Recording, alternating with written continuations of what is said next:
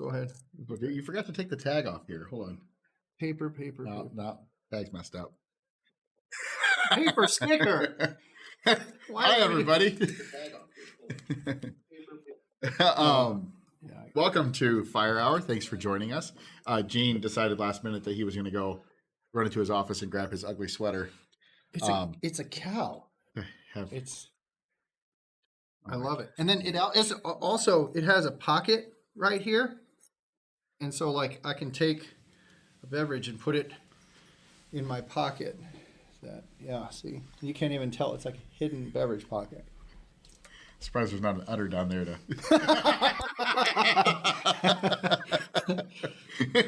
Okay, let me get copyright.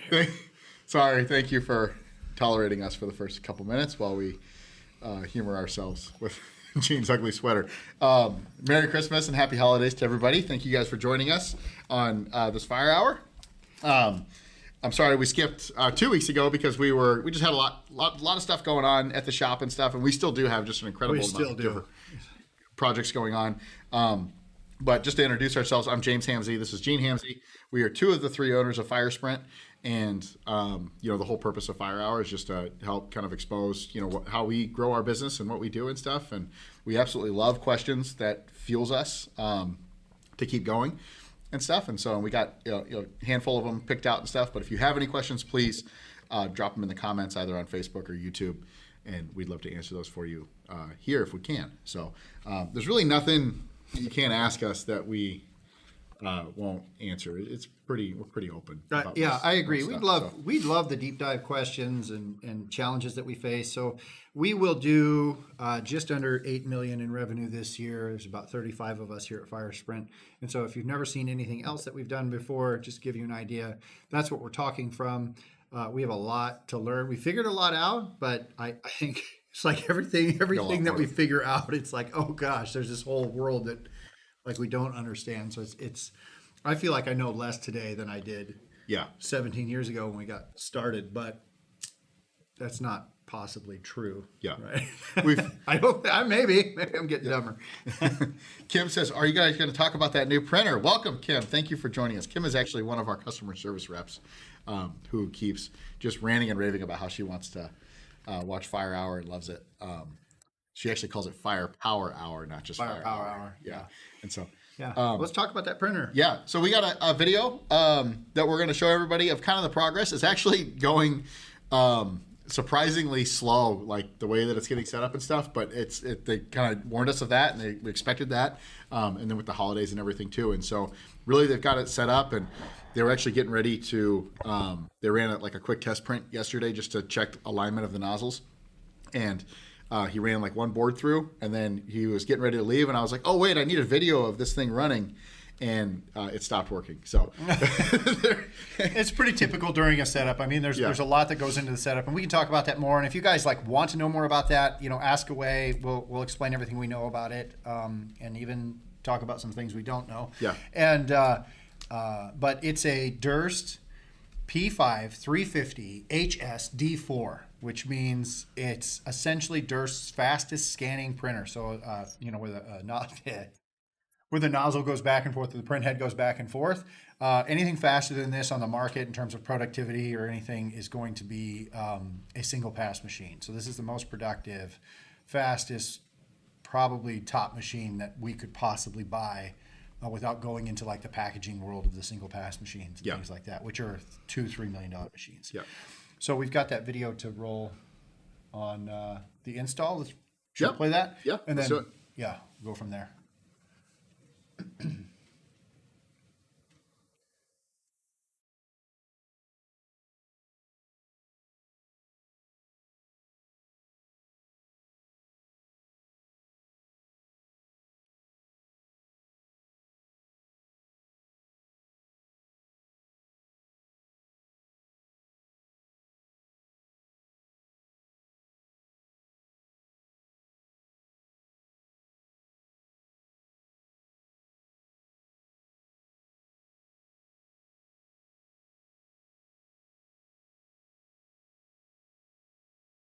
So this printer is made in northern Italy.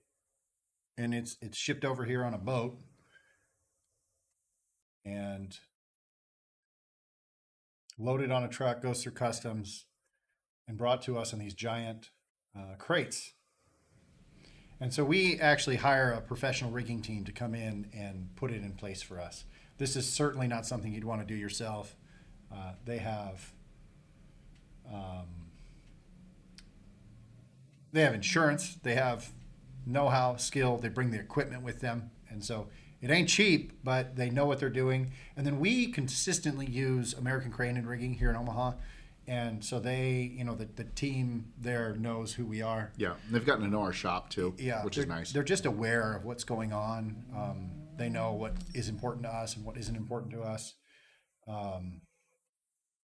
And so, constantly bidding this stuff out. Like, we don't even go for bid, which might cost us a lot of money, but we don't do that because we want the same people doing it over and over again. How much is this project, do you think? For this is, my guess is between 5,000 and 10,000. So we haven't even gotten, but it's a lot. But it is a lot of money. But the thing, so when they brought in like the P10, for example, or like one of the Zunes, how much was that? That was quite a bit less.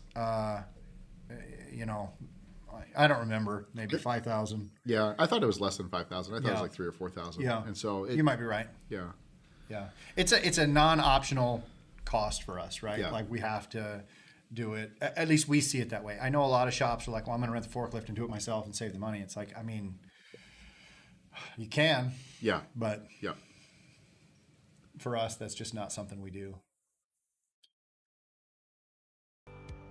So it comes in this big vacuum sealed bag, as you can see there, and they're bringing it in through the dock, and they've got this little like robot RC car. If anybody tells you that you can't drive an RC car for a living, go be a rigger. Yeah, they said the weight capacity of this RC car was like 80,000 pounds, and what was cool is, back when we were bringing the P10 in and all of our other equipment, it's like you'd put it on little 4-wheel dollies, and then you get a handful of guys to push it. And then they'd have to be able to stop it and stuff. And this is so controlled this way. Yeah, it's controlled. Smooth. And it's real slow moving, but it took them 20 minutes to get across our shop floor. Our shop's not, it's not that big.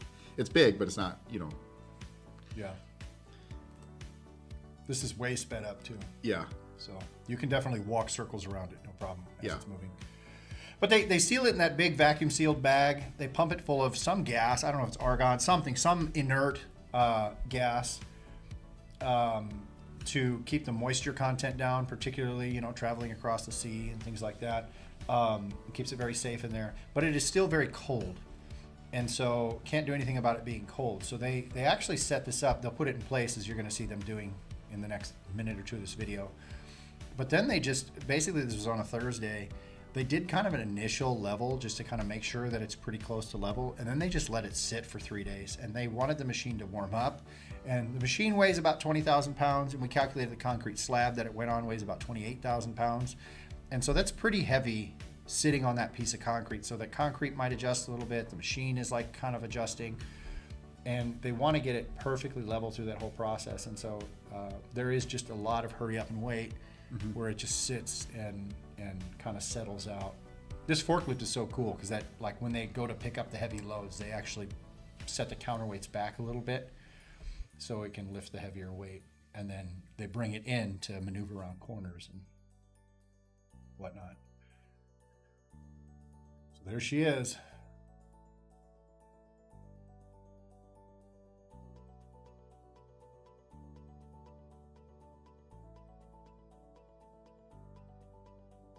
And so they have run, yesterday was 6 days, right? Including the weekend. And they've already run ink through it. They've got it mostly set in place and set up. And having that slab poured really helped. The leveling process has been very efficient. It's not moving very much. We've had printers where we'll set them in place and 3 days later, they're still moving. Yeah. And so the level, so you've got a 3 meter wide machine, it's about 11 and a half feet or so.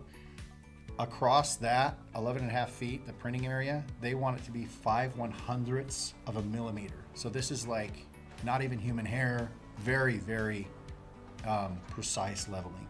And that's to get the maximum print quality out of that guy. So, very cool.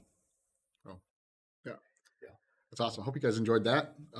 Obviously, if you have any questions, please feel free to drop them in the comments. We'd love to answer them for you. There's nothing you can't really ask or there's nothing that we won't answer. So, or try to answer at least. So, not saying it's the right answer, but we'll try. So, we do have. I guess how's that make you feel seeing that come in? I'm pretty excited about it. I mean, it really is. I feel like the first Durst P10 that we put in back in 2018, like just the next year, just kind of launched us. It changed our mindset about things and whatnot. This one, I think, is really going to help us grow, and so I'm pretty excited about that. It's just cool to say that we've got one of the fastest printers on the market. Yeah. Sitting out there. It really not just the fastest, but like the best in terms of what we can output and quality and the durability of it. And I don't want to turn this into a Durst commercial, but no, we just spent $1 million on it. So about one of the things that's cool is what it's doing to our shop. The way that it rallies our team behind it and stuff is cool. And then also it helps us bring light to the points that are that do need work. And, printing capacity obviously it was a big bottleneck because we had the P10, which is only doing 30, 35 boards an hour.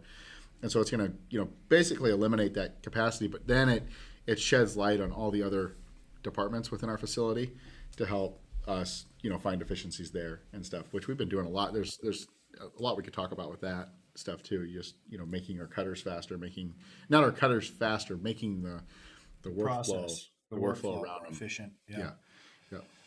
And so what made us choose the P5? Well, I think there's two questions there in that, like, why did we choose this printer? I think there's two questions. I think the first question is, why do you choose why did we choose Durst, but why really do you choose a company to work with, right? Yeah. And then the second is, once you kind of decided the company that you want to work with, which model do you want to buy? And so, Durst in themselves they've always been there. They're solid. When we started working with them back in 2018, it's like anytime we're down, anytime there's an issue, they take it very, very seriously. And so we actually have an issue with our Colorados right now where they're like, one of the Colorados has been down. It's up now, but it was down for 2 weeks. I mean, I don't think Durst would allow that to happen. They'd send the whole army out to get us back up and running if something like that would happen. Yeah. So our Durst was down was it a week or two ago? Yeah, it's been a little longer than that. Yeah, but it was down for like 2 or 3 days. Yeah. And one of the cool things that they did, and not like, it really stunk that we were down, but one of the cool things that they did that made us realize like how seriously they take it is, they were trying to think of all the things that could be wrong with it. And then they were overnighting those parts to us. Yeah. And so before the tech even got here, those boxes were sitting on our floor with the parts that she needed to replace. So it's your plan A, B, C, and D. They overnight all the parts for all those plans, anything it might be. And then the technician goes through them from most likely to least likely. And then whatever they don't use, they just send back. Yeah. And they're very good about doing that. Whereas, we've had other companies, and Canon is reasonably good at that kind of thing too, but we've had other companies that we've worked with where, it's like, let me ground you these parts and we're going to try that and see what happens. They're like trying to save a few bucks. Yeah. And we're like down. And it's like, very expensive for a company like us to be down with, 85% of our stuff shipping in 48 hours. And so that is a big reason why we like trust Durst. But I would say, whatever you're buying, the company that you're working with, talk to other people who own them, ask those people, how fast the texts respond. When the texts do they come with an army of parts? Do you feel like they feel supported? Are they trying to save money? Or are they trying to get you back up and running? Like, we've never felt like the Durst guys are trying to save money. It's like, if they find something, they're like, well, I can go to Grainger and get something that's going to work, and we're going to get you back up and running. And like, they'll go to Grainger and spend whatever they need to spend to buy that part. That's rare. Usually it's a more specialized part. But they're willing to do anything that they can. It's they have a credit card and they have the support to do that. And so, ask that of, if you're thinking about buying a piece of equipment, ask that of the manufacturer that you're thinking about working with. Are they going to support you? Are they going to get you back up and running? we make money when this stuff is running, not when it's down. And so, that's pretty critical. Yeah, absolutely. And then, we were just thinking about it. Why did we pick the 350 D4 HS plus? Yeah, the big one. Why did we pick that one, the fastest one? And I think the reason for that is just it is the fastest. It's top of the line. We just kind of this last 6 months and I'll share this with you right now. About the last 6 months for me, I have really started feeling like, why not triple Fire Sprint? And so I've gone 15 years personally. This is just my personal experience with it. I've gone 15, 16 years where I'm thinking 10% growth per year is good. And it is. And there's nothing wrong with that. But I started asking myself this question, like, well, why not triple? Why not, what's stopping us from doing that? And I don't really have an answer there's nothing stopping us other than our focus and our desire to do that. And so that got me thinking, well, then we've got to buy the fastest printer so that we, print is not an issue. That's not what's going to stop us from getting there. Yeah. And so I don't know, to put it simply. Yeah. And if you think of in relation to the printer, if you think of printer number 2, printer number 3, it's just another one of these, hopefully. Yeah. And obviously we got to get it up and running and stuff, but everybody in the, all of the big guys that we tend to look at as our competitors and stuff, that this is what they run. And so it's, it was like, okay, let's make this thing work. Is there a comment? No. Well, thanks, Kim. So what's our next step? So we got the printer going. Obviously we got to get it, it's got to be running and stuff, which we'll have plenty of videos to talk about that in the future and stuff. If you just follow most of you guys are probably following our YouTube channel or our Facebook page, and you'll see kind of when the thing's actually in production, and when we do start running it, we'll try to get as many videos as we can and document it as much as we can. And, but like what's next after this is up? So we expect this to be running sometime in early to mid-January. So there's, a lot of calibration, just getting it perfect, dialed in. But then after that, we've actually invested in some extensions for our big zoomed cutting table to really help with just the workflow there.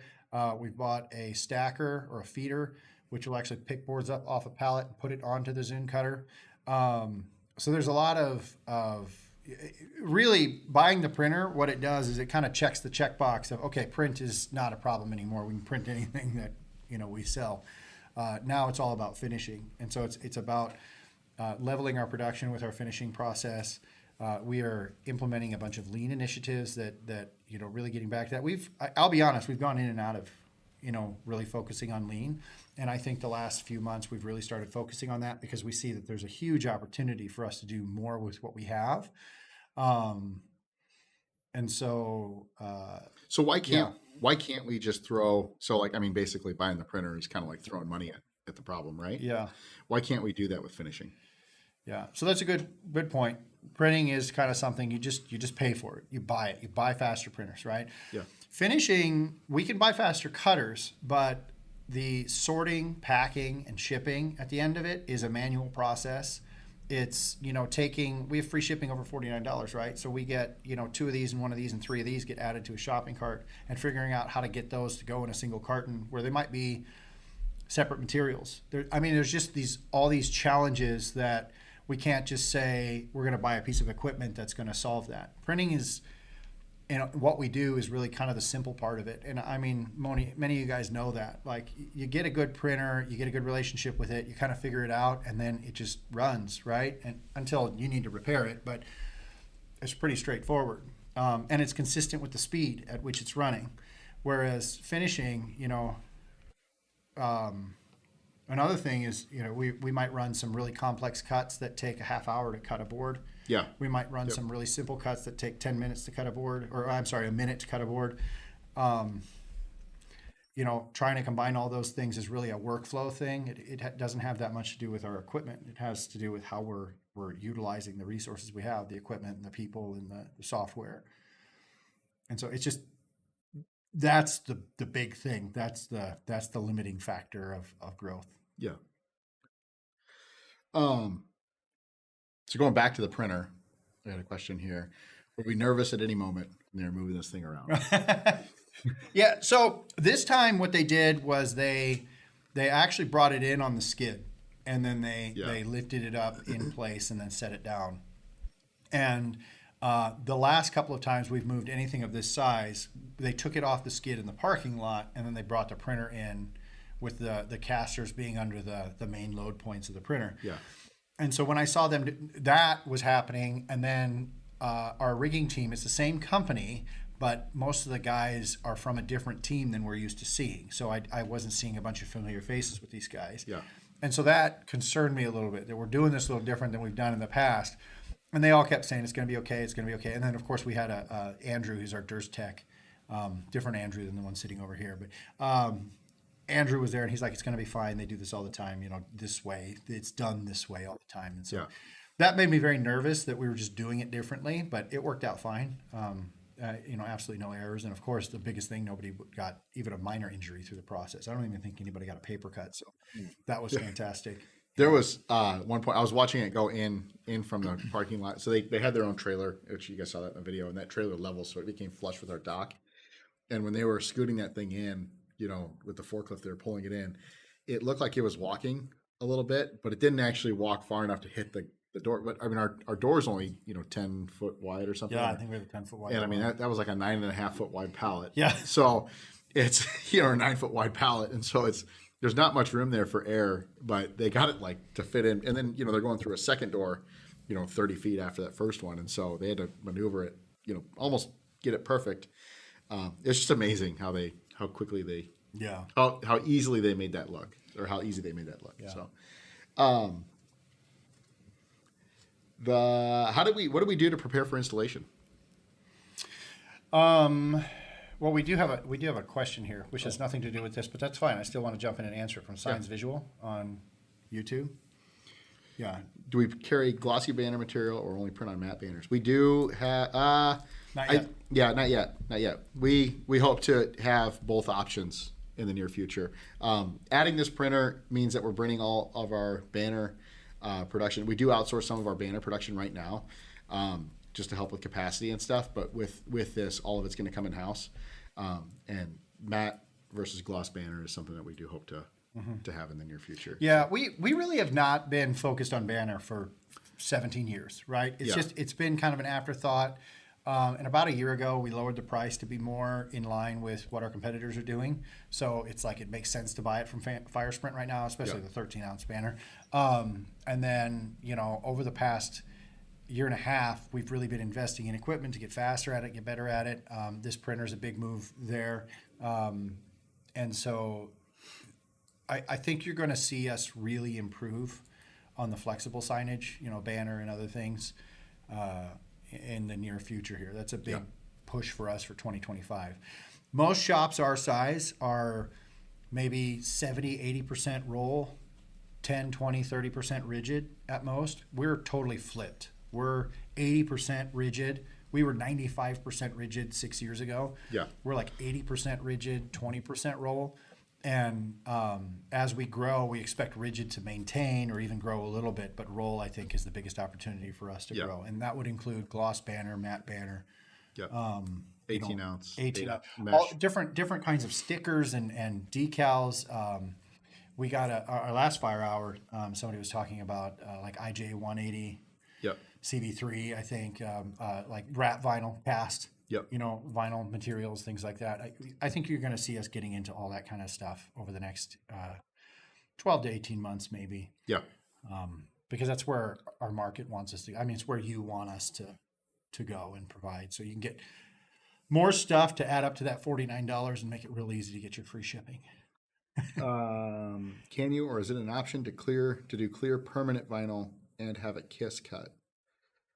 So our clear vinyl that we stock now is removable, and so do you think that we'll add a permanent option to our clear?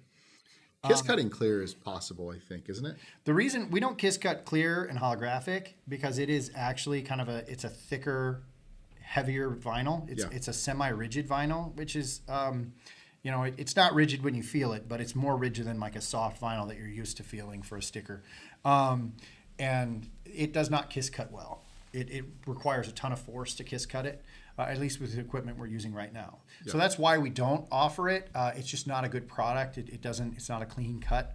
But it is definitely all these things where you have every type of material that we offer available in both kiss and through cut. Like that's always on our list. But we'll definitely take note that this is something that you're asking for, because it's a vote towards figuring that out. Yeah. So I'm curious if you don't mind sharing what the application is for Kiss Cut. Kiss Cut Permanent Clear. Yeah. Please share that, James. James Duncan, different James. Well, you too. Good name. It is a solid name. Yep. My son's name is also James, so I'm quite biased.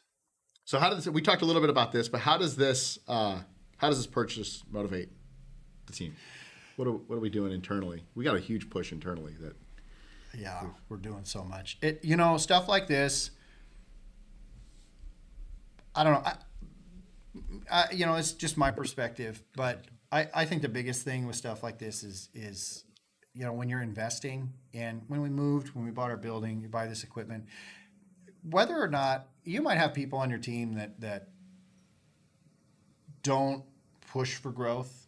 They might say, no, I really like what I'm doing and I want to do something different. They don't push for change. But at the end of the day, if you get deeper in their psyche, they want to grow. Every human being, it's a physiological trait. Every human being wants to grow. Nobody wants to be in the same spot tomorrow as they were today, or a year from now, or 10 years from now.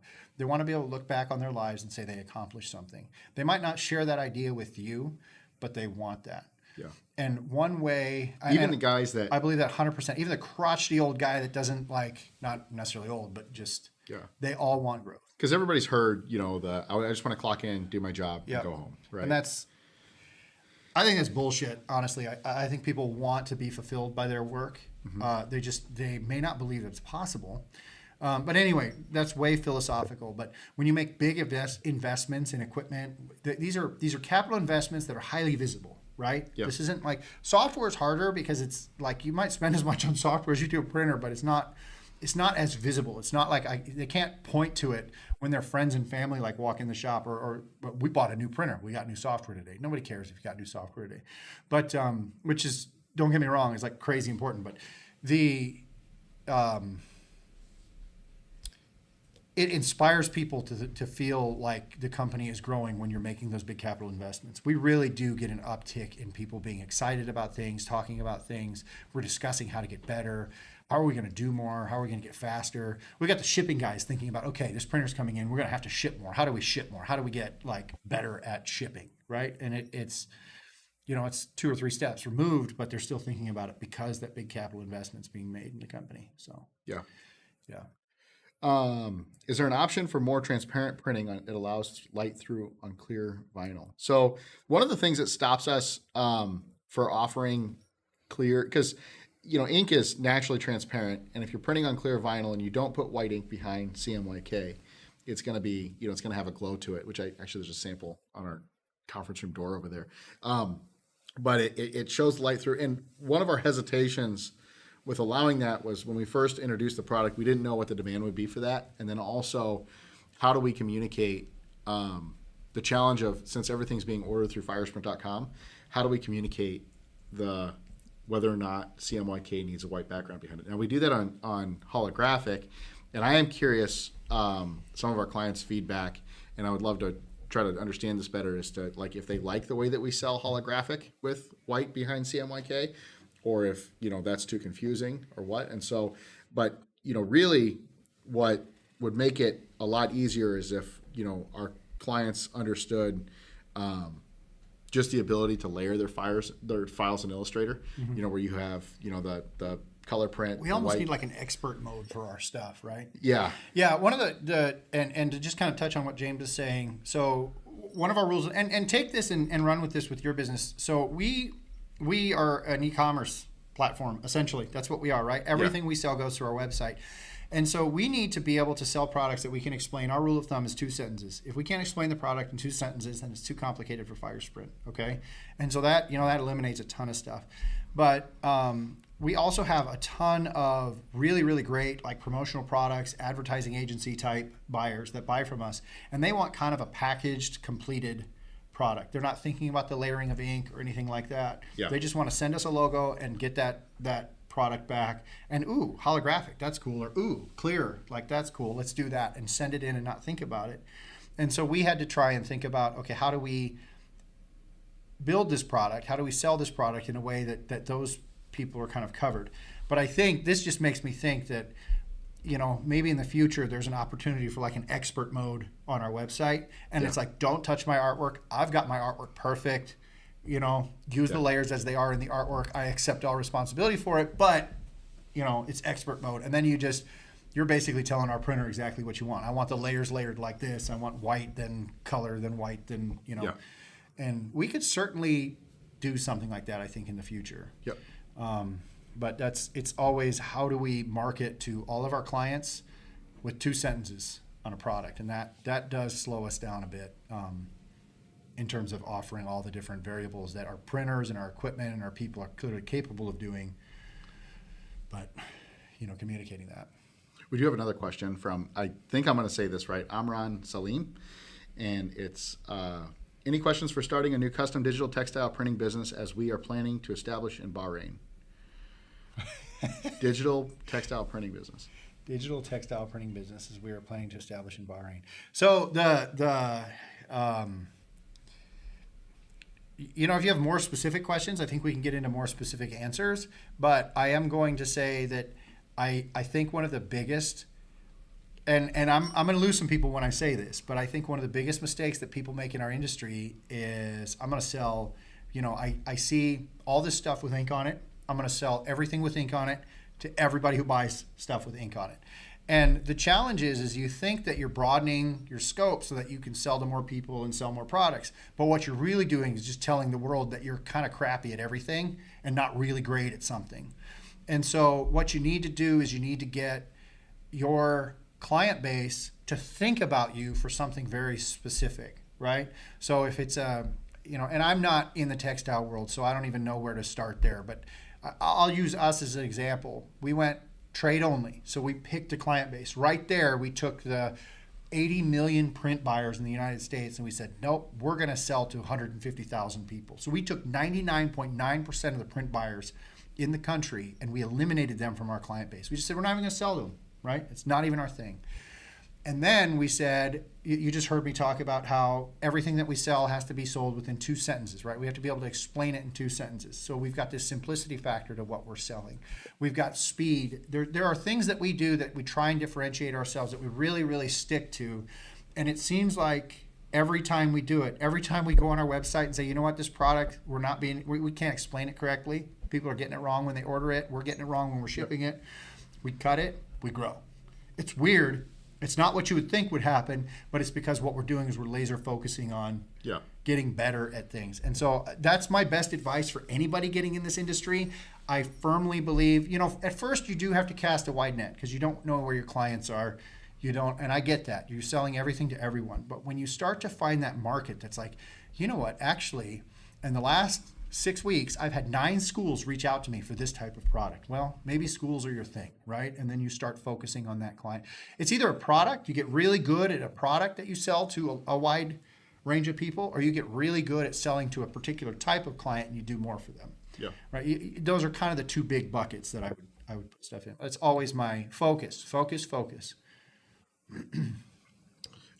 Signs Visual. Do you have any advice on digital marketing methods that retail sign shops should invest in? Facebook ads, Google ads, or is it better to invest in a dedicated salesperson? I would. So I think it really depends on how you sell and who you sell to. So if your focus is e-commerce like ours is, then ads are probably something that you should really take seriously, and you probably want to touch on this more, but ads are something that you want to take seriously because that's where your client base is. However, if you are selling to schools and you get an order every single time you walk into that school, then a dedicated salesperson is probably your best bet. It just really depends on what's there. And then also like if you are investing in Facebook ads or Google ads, that helps build top of mind awareness. Content helps build top of mind awareness. If you make videos like we do, that just gets people driving, and thinking about you when they think about yard signs, banners, stickers, sign shops, stuff like that. But yeah, and then if relationships are your core, then a salesperson plus you is, that's, I'm not sure how big your company is, but yeah, it's, and relationships are everything. I mean, if you are focusing on selling to, specific client bases that want you to walk in, or they want you to call on them, or they want you to email them, regularly, then, you never know what's going to come from that. I think about all the relationships that we have, even though we are an e-commerce company, all the relationships that we have with, a handful of people and stuff, and what that's drummed up, how that's helped our business grow, not just order wise, but a few weeks ago when we were on our FireHour, that was when we were traveling, that was a relationship that we had curated that allowed us to go do that, and vice versa for them, where they could come into our shop and see our stuff. And so I think you have an idea of what I'm going to say here to answer, well, it's Science Visuals specific question there, marketing methods. What do you think I'm going to say? Calculate the ROI. Well, yeah, that's because that's what James hears me ask all the time. What's the ROI on this? Focus, right? Yeah. So there are, and I'm stealing this from Alex Hormozi. I love Alex Hormozi. And I just feel like he speaks to me at this point in our business right now. But he says there's 4 types of outreach. There's cold outreach, so that's cold calling. There's warm outreach, so that's calling existing clients and things like that. We're doing a lot of warm outreach right now. Yeah. There's buying ads, which is one to many cold contacts. So that's you're just putting something in front of somebody who has no idea where you are, so you're buying ads, or content marketing. So those are your 4 options, and content marketing is what we're doing here, and that is one to many warm, right? So it's cold and warm, one to one, or one to many, right? Yeah. And so you've got those 4 quadrants of how you do it. And what a lot of business owners do, and what I did when we started off and everything else, was you do all of them. And then again, kind of like marketing to everyone, you do them all kind of haphazardly, and you do them all poorly. What you do is you figure out what works for all of them. Will work. Mm-hmm. They will all work. Yeah. And but you're going to find that your style of business, the clients that really do make you money, what you enjoy doing, is going to land in one of those quadrants. And then the key is to just do a, forgive me, shitload of that, right? Yeah. And way beyond anything that you think is effective. I'm curious how many people here watching have heard me talk about pricing, right? And I think that'd be a good experiment. And this is a pretty select group of people who kind of follow us, which thank you very much for your loyalty on that. But most of the people watching this probably have not heard me talk very much about pricing. Yeah. But I have talked in depth about pricing, built pricing calculators. We've got videos all over our thing. I talk about pricing a lot. We just sent an email blast yesterday talking about pricing. And most of our clients, most of the people who I'm like reaching out to or will reach on this video haven't heard me talk about pricing. And so it's like, you think that, okay, well, I mentioned that. I ran that ad, last month, and I would have caught everybody on Facebook that would have been interested in it, so I'd never have to do that. It's not how it works. If it works, do more of it, and just do more and more and more of it until it doesn't work anymore. I think the biggest mistake you can make is say, well, we've got these, let's say you're choosing Facebook ads. We've got these Facebook ads running over here, and they're working, and let me see if I can get something else. No. Go back to the Facebook ads and put all your energy into just doing as much of that as you can. Yeah. I think is the key. And again, I can't stress it enough. We're at 7.6 million. Every bit of growth we've had was when we stopped and we refocused on doing more of what's working and less of what's not. Yeah. So 2021 I think it was 21. We had like 3 different styles of clients it was 3 different clients that were ordering from us, and they were ordering a ton from us. Yeah, only 3. And then I'm just kidding. There was a lot, but there were 3 that were like really sticking out, and it was almost. Oh, so you are talking about specific clients? I was talking about specific clients. Specific clients in 2021. And we hold on. Let me back up a little bit because I'm overstepping here. What's really cool when you are trying to focus to continue on Science Visuals comment. What's really cool is when you're trying to figure out which method works the best. Figuring out ways to track it the best way that you can. And sometimes tracking it doesn't mean that you have, all the analytics and stuff set up. And so we had, you need some stuff, right? MailChimp, if you're using that, or if you're using HubSpot or, Zoho or whatever as your CRM or your email sender, being able to go back and look and see, who clicked on the ad, who converted to an order. And so we sent, Andrew sent an email blast about Poster.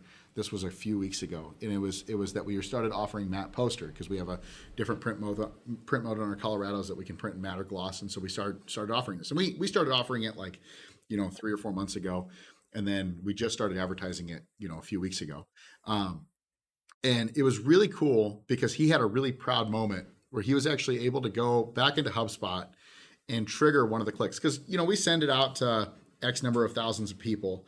And then, you only get a handful of people that actually your click-through rate where they actually click on it, go to your website and stuff. And so you can kind of spot check some of those, right? And there was one that we spot checked. They actually registered with us like a year and a half ago. Then they never placed an order with us. They never visited our website. HubSpot shows you kind of how, if you tie it with analytics, it'll tell you how many people. There's a client that they registered, they didn't do anything for 6 months, right? Or more than that, 8 months, whatever. Yeah. And then what did we do? And then we sent an email blast that happened to trigger them liking it. Yeah. To open it. Yeah. Then they clicked on it. Yeah. Then they went and placed an order right away. Yeah. So they had an order waiting, right? Which I think a lot of our clients do. They've got, some yard signs that they're getting ready to order or something, or they got some stickers, and they might be going to, this place or this place or this place, or sending it to the local sign shop around them or something that's going to do it. But we happen to catch, use a fishing lure as an example. We happened to drop a yellow lure in front of that walleye, right at that exact moment. From the Midwest, we like walleye. If we would have dropped it behind the fish, would have never got him. If we would have dropped it, on the other side of the lake, would have never got him. And so, but it's that was really cool to see that connection. It was like an $800-900 order, you said. Yeah. I mean, it was a pretty significant order, right? Yeah. Like for us, that's our average order size is less than $200. So an $800 order is a big order, to be running through our shop. But to be able to figure that out is always kind of cool. And then you're just spot checking your clicks. You're spot checking who's looking at your stuff. You're looking at who opened your emails and stuff. Which if you're sending to a couple thousand, that's not that hard to go through and do. Yeah. You could scroll through it in a couple minutes and gives you that feedback though. Is this working? Can we do more of it? Can we do more of it? But I mean, you think you're getting tired of your advertising message and then you've promoted it and you've talked all the your people don't care. Yeah. I love our clients. They don't care about us, right? They've got and it's not because they just don't, because they've got their own businesses to run. They've got family they're going to the holidays for. They have their lives that they're living, and so it's really important that we just kind of stay top of mind the best we can. But you figure out what works, and you just do tons and tons of that. Yeah. And then a little bit of tracking does help, but don't. If you're doing less than $1 million a year in revenue, you really should just something that just gives you a hint that it's working. Just pound it. Yeah. You should be doing that 4 hours a day. To go back to the laser focus and kind of the road that I was starting to go down and I wanted to pull back, but to go back to laser focus, you find what really does well for you. You find the jobs that make you money. You find the client base that, that client, not the client base, but the client profile, that type of client that makes you money and you mesh really well with. And so I look back on 2021, 2020, we had great growth. I think we doubled in size, and we happened to have a really good product mix that worked out really well. COVID was crazy with what was happening in the market, and so thank God for that. But 21, our focus, with all that COVID signage going away, our focus was how do we continue the growth and make sure that we don't step backwards, right? And so it was beat 2020 by $1. And in that process, we had these 3 clients that were spending a really large amount of money with us, and the challenge is that the product mix didn't, mesh with us that well, right? It was causing a lot of disruption through production, and that was really challenging because it wasn't like it wasn't a clear cut conversation like, hey, we can't print this anymore, right? It was like, it just happened to work out that either the business went away or whatever, and it was scary because you're talking about dropping products that are they were hundreds for us as a $3 million company, $4 million, $5 million company at that point. For us, the we were talking about dropping product mix of products that were doing $200,000, $300,000, $400,000 in revenue. Yeah. I mean, it was a significant amount of revenue. Yeah. Right. Yeah. A pretty good chunk of our business. Yeah. And, just us laser focusing on that in 2022, the year after, focusing on, driving our average size order, focusing on that $200 order and less, really helped us grow. And so we were able to kind of, but it's in the moment, it's scary as hell. It is. But things are easier today. We talk less about individual orders. But yeah, James Duncan said again, I never realized I made it to the average order status. I assume what you're talking about is you're not placing $10,000 orders with us. You're placing reasonably small, orders. No, we love those. That's right where we're at. That's what we want. We get a handful of orders that are over $1,000 each day, but it's there's not nearly as many of those as there are the $200 orders. We get a ton of $100 to $200 orders. Yeah, and that's our bread and butter. That's what we're focused on getting better and better at. Yeah, that's the next day production. Focusing on getting our production down the next day. It's those orders that we really want to get out.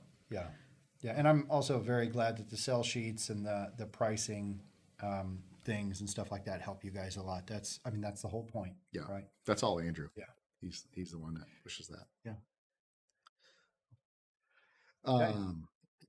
Okay, so great questions. Yes, we thank you appreciate so much. That really much. helps us a lot. Yeah, drives us.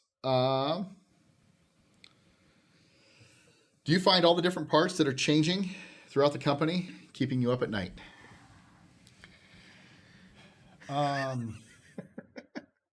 We've got an awesome team. We do. Really, Mark, the third partner, he just worries for us. So yeah, he's the one that stays up at night worrying about stuff. And I don't know if he's watching or not. I hope, he joins us every once in a while, but he, he does a good job with that. No, I don't,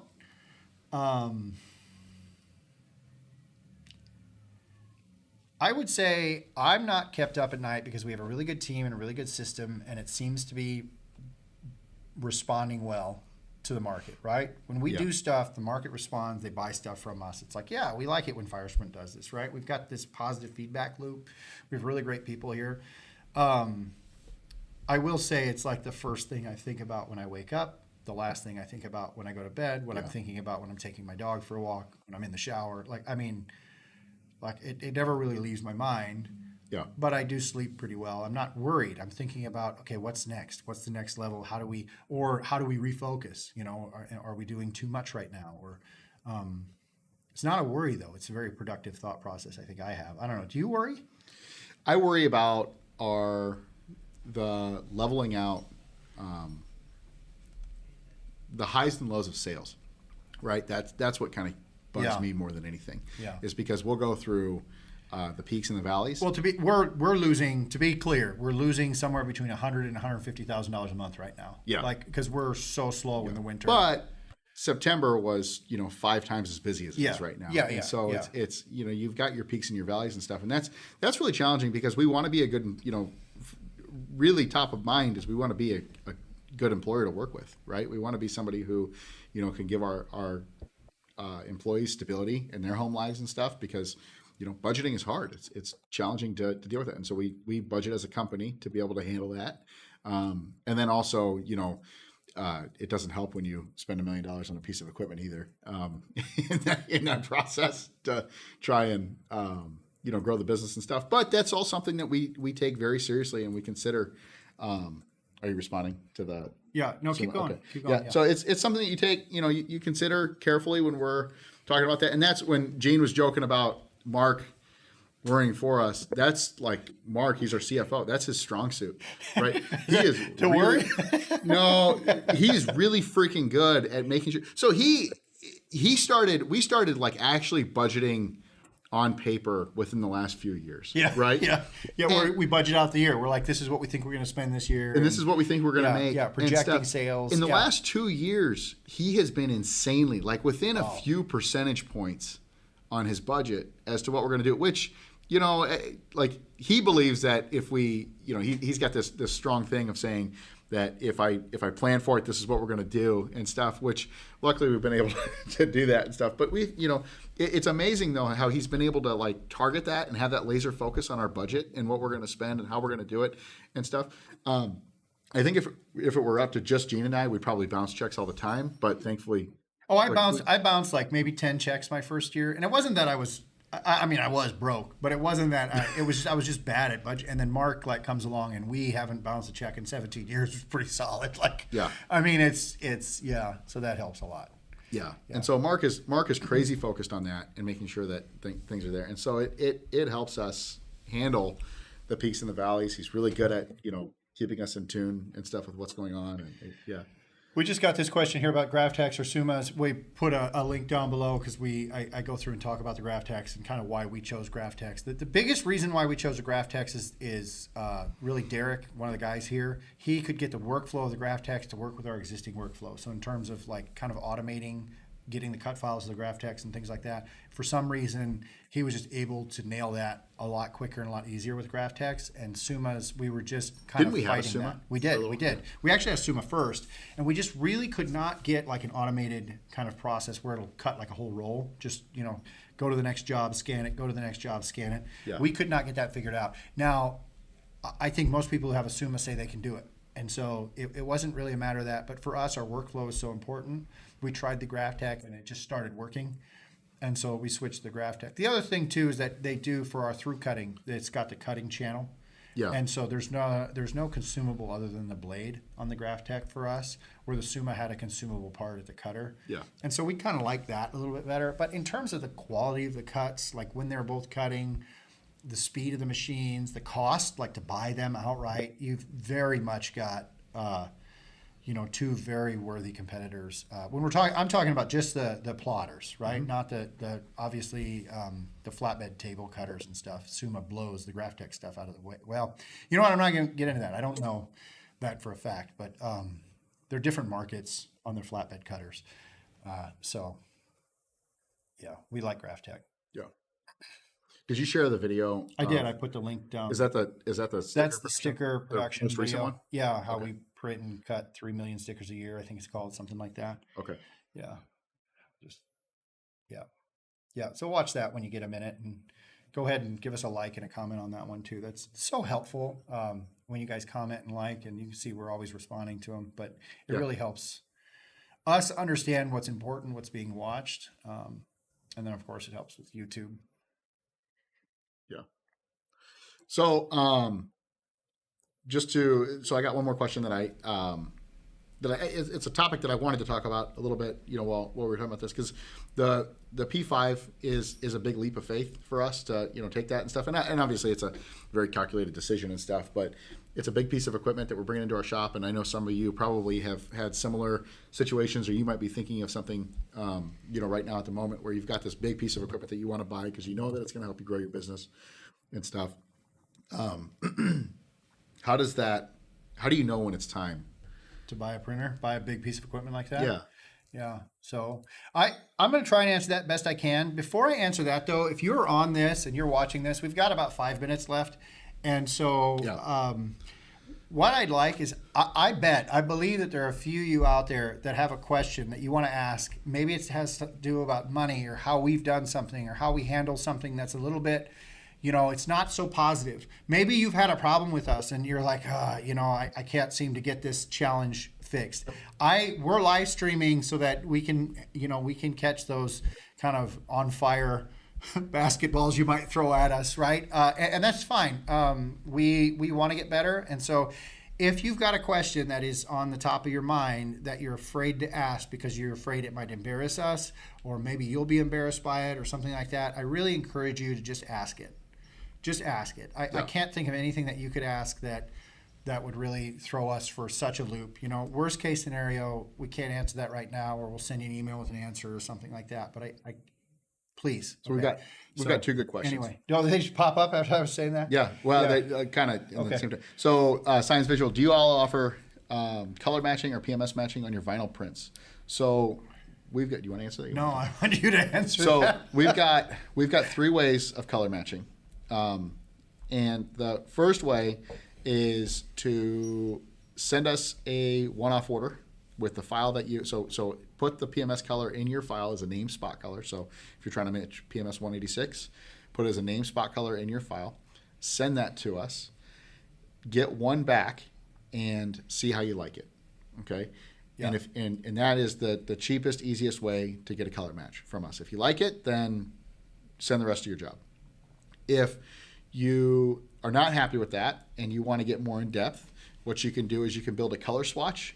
So take a PDF and order a 24 by 24 inch by 24 inch, and then put a bunch of different colors that you know what they are in there. And so if you're trying to match 186, put the darker shades, the lighter shades, and get 100 different colors on there or something. Send that to us and decide which one you like the best after you receive it. The third way is where we pull out like a color spectrometer and we actually try to match that. That is extremely rare for us to do just because it's so hard to maintain that consistency, especially across different printers and stuff, with equipment changing and stuff like that. But that's if you're going to spend, I hate to say it like this, but if you're going to spend a few $100,000 with us in print, over the course of the next 1 or 2. I want to clarify that too. Yeah, you said a few $100,000. I mean, this is a big, you've got a big project for a big client. Yeah. We actually don't have any of those running right now. We've had them in the past. We don't have any color specific clients we don't have in our shop in our shop yet. Yeah. We've had them in the past, but yeah. So I will say though, our rips, what we're doing is we're continuously trying to improve our match to Pantone colors. We want to get closer and closer to Pantone colors as we expand our equipment and get better at it. But right now we're running like all the vinyl. In this case, we're running on Canton Colorados, and we're using very similar. We're not really changing the profiles. And so if you ordered a color from us a month ago and you order it today, it's probably going to be pretty similar, pretty consistent. And then the rips are doing their best to just image process, try and get to rip that color correctly. And so, yes, if you send in a Pantone color, Onyx is going to do its best to try and match that Pantone color. Are we actually pulling out the Pantone books and stuff? No, that's not really who we are. We may offer more of that in the future, but we really have kind of backed away from that. So if that's an issue, you can call in. Maybe we can work with you. But as James said, it's absolutely, you kind of order your swatches. It's not a great answer, I know, but we just found it was too expensive to have a product on the shop. And I know I'm supposed to do a better job of sugarcoating this, but it just costs too dang much to color match. Pantone matches, stop production, look at the color book. Our clients want fast and, really affordable pricing so that they can make their margin. And that's kind of one way we can do it. But I think our colors are fairly accurate. I just, it's not kind of a white glove service we don't offer. Yeah. Previously, we had a job that we were running where we actually printed little swatches and we hung them on the side of the printer, and we would color match and we compare that and stuff. It was a $300,000 job per year, which we don't do those anymore. Yeah. We've really moved away from that. Our focus is the $200 order. Yeah, and that's it. Yeah. What was the main turning point? Or great question, Science Visual. Thank you for putting that in. If you got another one, put it in there. We'd love to answer it. James T., what was the main turning point or transformation that significantly impacted your business, services, or website? How did it influence your growth or operations? What was the main turning point or transformation? I feel like we've had a few of them. In 2014, when we first invested in digital, that was a big moment for us. And I remember because we had bought a Jetrix KX7, and it was the first one in the country, and it was between that and the HP 750, and they were both. I think the Jetrix was actually quite a bit more expensive, but it was faster on paper than what the HP was. And one of the things that got us was we were only offering full color corrugated plastic at the time, and we were outsourcing all of it. And so we're like, okay, we can bring all this in house and start printing in house, and it's going to be great and all this stuff. And I remember the sample that they brought in was a little 10-inch by 10-inch piece of Coro, and they were scrunching it up, talking about how durable the ink was and stuff, and they were crushing it and twisting it. Yeah. And we were like, oh my gosh, this is going to be great. And but none of us put a piece of tape on it to see if it actually stuck. Yeah. And when we got it, our ink wouldn't stick to corrugated plastic. And so we tried a bunch of different Coros and stuff, and it was it was like a heartbreaker because we didn't know what to do. And at that same time, we had a handful of clients that were coming to us for polystyrene and PVC. And I don't know if we were getting into ACM at that point or not, but that was really cool though, because it was these materials that we had never offered that we were starting to get into. And it just, I mean, it kind of opened the door, I feel like, right then and there. And then, after we bought the Jetrix, that was the flatbed printer. A year later, we bought the first Zune, which is the same Zune that we're running, one of those Zunes that we're running, the 4x8 bed. And, that was another big turning point. And then, in 2018, we took a heck of a leap of faith with the P10 250, the Durst printer. That was way more printing capacity than what we needed at the time, and that was a huge purchase. That was more than all of our houses at the time, and it was like, it was nuts how big of an investment that was, and that was scary. And we were in the big printers they've marked. The thing is, I wouldn't say the printers were it though, right? Like you're looking at our shop and you say those are production turn points. Well, what I was going to say is they were a mindset shift before we purchased the printer. Yeah. Right. So the printer was like the first thing we did after we kind of realized, okay, we're ready to take this to the next level. And usually what was happening was it was just clients asking us for things. They're like, guys, you got to do this for us. You got to do this for us. And so we're listening to that feedback. We're getting it from a lot of different clients, not just one big client that's trying to push us in a direction. Our technology is getting better. We launched on Print Shop in 2016, so all that was kind of happening at that same time. But we usually, before we buy these big printers, just like this one that we just bought, we didn't buy the fastest Durst on the market and then think, okay, how are we going to grow? We kind of made a decision. I took a long trip. I was gone for 7 weeks in the summer, which tells you how awesome the team is here to keep the shop running. But I came back and I'm like, I'm ready to do this. And then I stewed on it. And then I got Mark and James to, we're ready to do this. And then the rest of the team, we're ready to do this. And then it's like, okay, so we have this mindset shift that let's triple, let's try, let's see what happens. Let's give it our best shot. And then it's like, okay, then we buy these printers. So I think these printers mark those moments in time, but it's really a decision being made. It's not necessarily something we did. It was a decision being made to let's do this. Let's do this. So it's going to be a fun journey for you guys to watch us either succeed at tripling or, maybe we'll crash and burn and these will be our obituaries, business obituaries. Yeah. So there's one from Matthew Phillips, a big topic in my shop right now. We're right at 12:01, so we should probably get close to wrapping this up. A big topic in my shop right now is KPIs. If you're willing to share, I would love insights into what KPIs you use to manage your business as an executive leadership team. So we are constantly beating this one to death, but there's a few things that we really like to that we are on kind of topic right now. We don't even track it that well, but first thing you want to do is go find your bottleneck. Find what slows you down, what prevents you from producing any more than you produce, right? And go track that. So if it's sales, if your production team is sitting around most of the time, then don't worry about for now, since we have infinite opportunities, finite resources, right? Yeah. Go focus on sales, right? And focus on your revenue KPIs, your profit margin KPIs. Actually, sales are not, they are right now, but throughout the year, our biggest challenge is when we peak, we're not able to produce and ship everything as fast as we've promised to do it.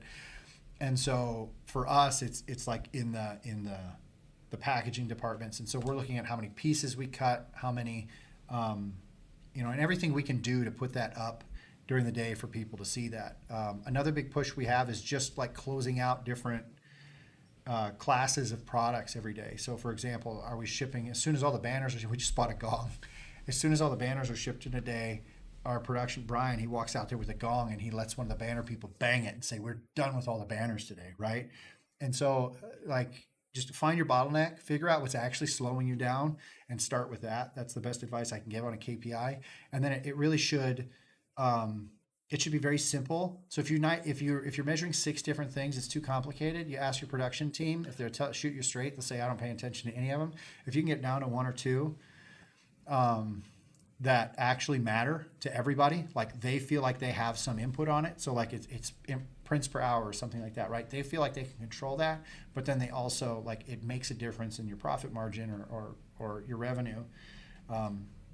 that's when you find the perfect KPI. So what it is for you is going to be different than it is for us. And frankly, we don't even know yet. We're like, it's a constant conversation we're having. One of the things that's constantly going through our heads, I feel like, is Alex Ramosi says it. If you don't have an action item off your KPI, then you're wasting your time tracking it. Static versus signal or static, right? Yeah. If you're looking at these KPIs and they move and you don't do anything, you're probably wasting your time looking at that KPI, right? Yeah. So, one last question. How often do you create custom ICC profiles and recalibrate to ensure consistency? so every time we buy a new printer, of course, we do that. And then we use color profiles. We try to use OEM color profiles as much as possible. And I know that probably sounds like a cop-out, but if we can get Canon or Durst to help us build a profile, we'll do that. We do have a photo spectrophotometer here, and we can build a profile, and we do that. But we are trying to change those things as little as possible. If we change materials, of course, we're going to do those things. I'll be honest, we haven't run the same material for years and years in a row yet, where we're doing a lot of recalibration on those. We're getting new printers, we're getting new materials so constantly that things aren't getting old enough for us to feel like we need to recalibrate. We're not getting feedback in which that like things are shifting.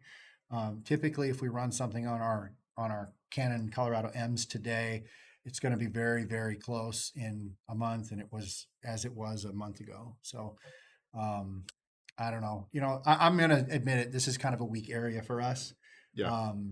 In terms of somebody who's really, really color specific, I don't know that we're like the greatest option out there for that. But we're usually pretty close. We're usually pretty consistent. Our whole goal is to be consistent. Not necessarily crazy accurate, more crazy consistent. Yeah. Well, and one thing we can safely say is we're consistently working to get better at it too. Yes. Yeah. We're always working to improve our colors and stuff. It's a topic that we talk about fairly often, in our manager meetings and stuff. And so right. I'm ready to take this itchy sweater off. Yeah. You see me pulling that. Thank you guys all for joining us. Yes. And thank you for all the comments and questions and stuff. We really appreciate that. Merry Christmas and happy holidays to you guys all. Happy New Year. We'll see you. Happy New Year. We'll see you. Our next FireHour will be early January. And so love to have you guys on there. So thanks, and we'll see you soon. Thank you so much.